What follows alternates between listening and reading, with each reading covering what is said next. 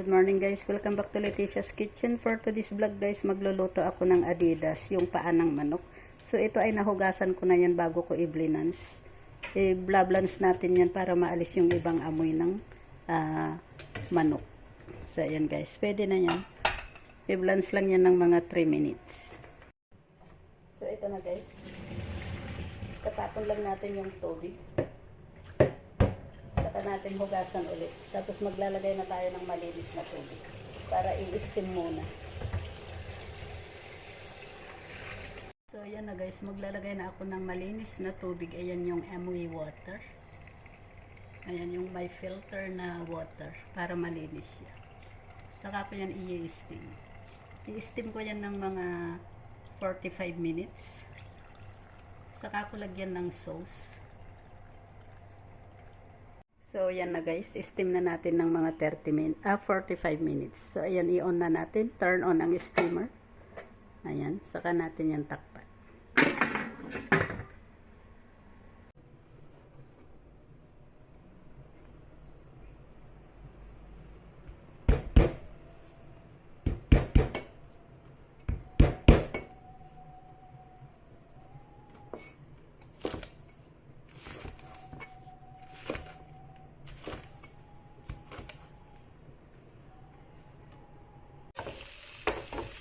Then, lagay ko na rin ang garlic.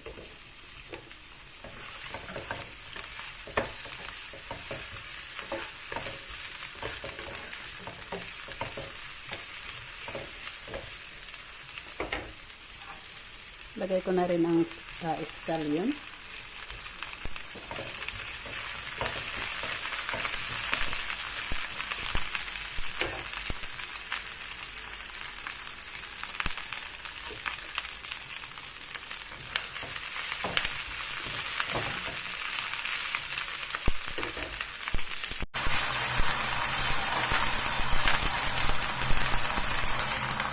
Soy sauce.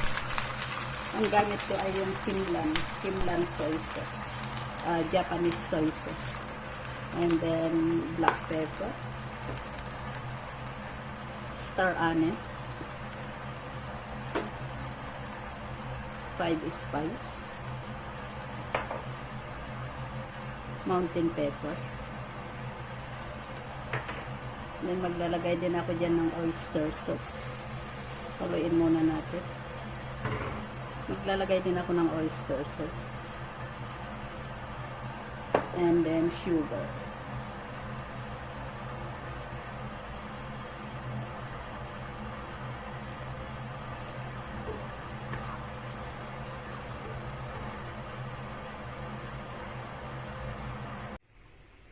So ito na guys yung in-steam ko na chicken feet. Ngayon ilalagay ko na yung soy sauce. Yung ginawa kong soy sauce. So, ito na guys. Ayan. Isalin ko na lang dyan.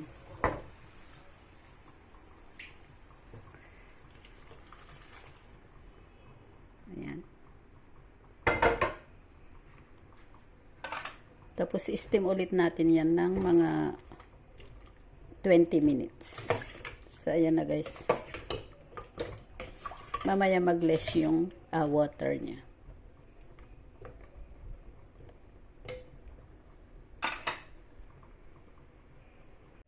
So, ito na guys, steam ulit natin yan ng mga 20 minutes. So, ito na guys, luto na ang chicken feet. So, pwede na yan i-serve. Ayan. So, serve na natin yan. So, ayan na guys.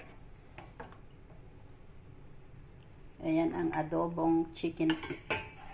Sa atin ay, sa Pinas ay Adidas. So, ayan guys. Kinat ko yan ng kalahati yung paa para hindi napakahaba. So, ayan na guys. Ready to serve na yan. So, thank you for watching. Please don't forget to click like and share. Thank you. Bye-bye. God bless.